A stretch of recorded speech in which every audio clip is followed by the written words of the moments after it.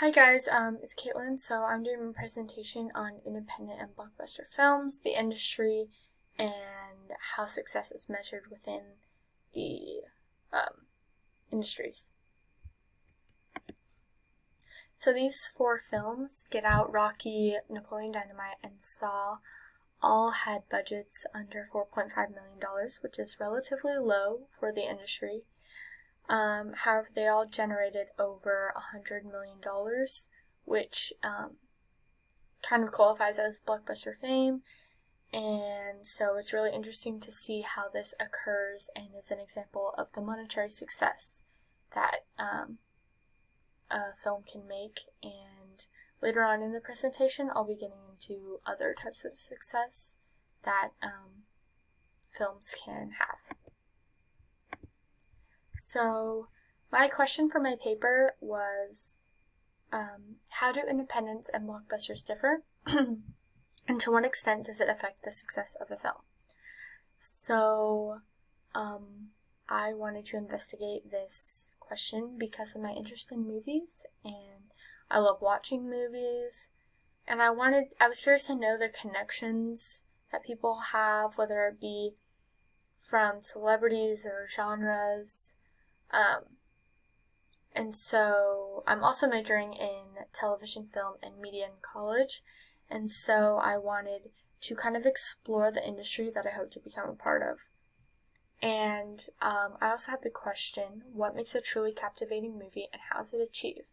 So I wanted to know the different aspects of a budget and how those tools are utilized to create this connection with people or source of shock value or anything else that is relevant to an audience. And then around are some of my favorite movies, which range from blockbusters like Star Wars to smaller movies like Honey Boy, which just came out, and Lady Bird. Alright, so independent and blockbusters. So first is determining its label, whether it be from the Big Six or from the budget size. And the Big Six are the major studio corporations that include 20th Century Fox, Warner Bros., Columbia Pictures, Paramount, Universal, and Disney. Stemming from that is the budget size. So the three main factors linked with the budget are choice of outlet, genre familiarity, and celebrity influence. So the choice of outlet can be utilized by both independent and blockbusters. However, there are different outlets that are well suited for each type. So indies kind of use the streaming services that provide a lot of popularity and profit because 57% of Americans are subscribed to at least one outlet. So these services can have thousands and thousands of movies, and people don't need to spend $15 on a movie ticket if they don't like the film. And so it really opens up people's options and allows this discovery of certain movies that can go around on social media and become really famous based off of just one person viewing it off of a platform. And another outlet they can utilize are festivals like Sundance, where big studios fund or pick up these movies. However, many people are kind of straying away from the Sundance Festival because it's becoming too popularized and mainstream. So other festivals are all over around the world for the same type of atmosphere.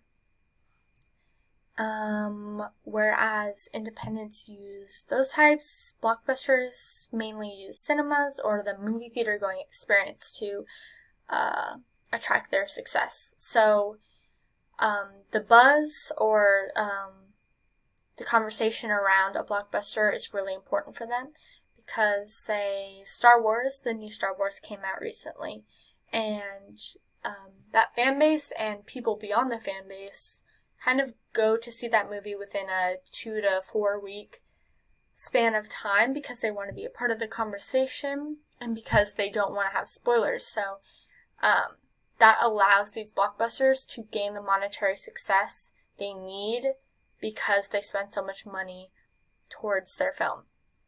And summing off of that, children are also a main target for blockbusters because it's a relatively cheap way for kids to have entertainment, and they're not really concerned within the technical aspects like the cinematography or production design, so they can have a lot of success among that audience. And genre familiarity and celebrity influence are linked because independents, they can use rom-coms, actions, and dramas, which are the most popular genres, because they don't need the big stars, which require the big money. So movies like Memento and My Big Fat Greek Wedding had large amounts of monetary success because of the genres that they are. However, blockbusters, they can have these stars, and the risk is too great to open without them because the stars are brands and the blockbusters need to make back that money. Alright, so the definition and outcome of success. So success is measured, it can be measured by money, it can be measured by how it resonates with an audience, how many people talk about it on social media or in their everyday life conversations. And the outcome of success can ultimately stem from the connections and diversity that these independents have, or they can stem from the equipment and special effects and extravagance of the blockbusters.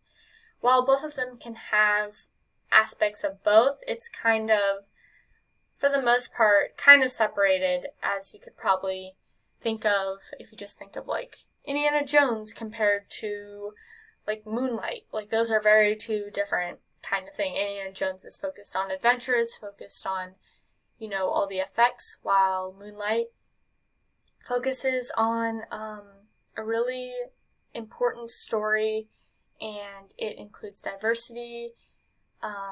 It's about an African American queer experience, which is not often represented. It's not represented well enough in pop culture, or in culture, in social media, and like all around. So that kind of allowed it to become this giant movie, which won an Oscar because of the way that those links and connections with people who aren't often seen. That's how it can create that amount of success. And so the people I interviewed, Amy Hallenbrook, she's an accountant and financial expert in film, and she kind of said that things shift while filming. So while the creativity and storyline are at the center of an independent film, the blockbusters can lose this voice because they need to focus on different aspects, and it kind of eats away at it. Whereas the creativity and visuals, the aesthetics are more important to the filmmakers. And Laura Gibson, I interviewed her. She was a location scout and a camera assistant. She worked on both high-end and low budget, and she said there are too many cooks in the kitchen because on blockbusters, because there's just so much going on, and you can lose that kind of core value and the cohesiveness. So it's not as put together as an independent can be, which can either attract an audience if they're not interested in it, or it can deter them away from the kind of choppiness. So my experiential was a short film that I created with Caroline Lannis, and our goal was to have an independent kind of style film with drawn out shots and quiet shots, montages, stills, and we incorporated music to kind of attract a certain audience. So what we did for ours is incorporated a subject that relates to an audience. So it was kind of two subjects, which one was nostalgia from the 80s and also a really important story that needs to be represented. It's about a girl like coming through with her sexuality, and that is a really apparent subject for teenagers, so we wanted to incorporate the two the two atmospheres. And what we did to kind of also attract audiences was to have color palettes, which is what we like to see in films. Like, I like to see the color palettes in Wes Anderson's films. So we did that for each character, which kind of added on to the symbolism, and we tried to go for like a deeper tone, I guess, in what we were trying to convey.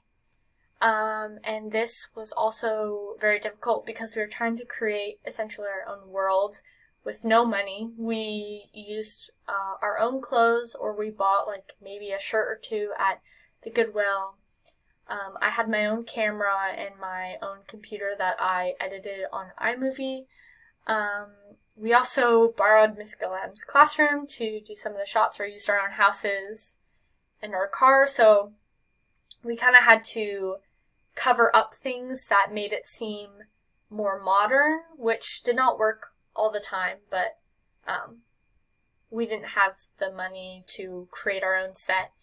And I also tried to get a microphone for the camera, but then it broke and there was no audio, so we had to refilm that, reshoot it, and which created more problems. So it was kind of interesting to see the types of problems that are hurled at you if you don't have like all the resources.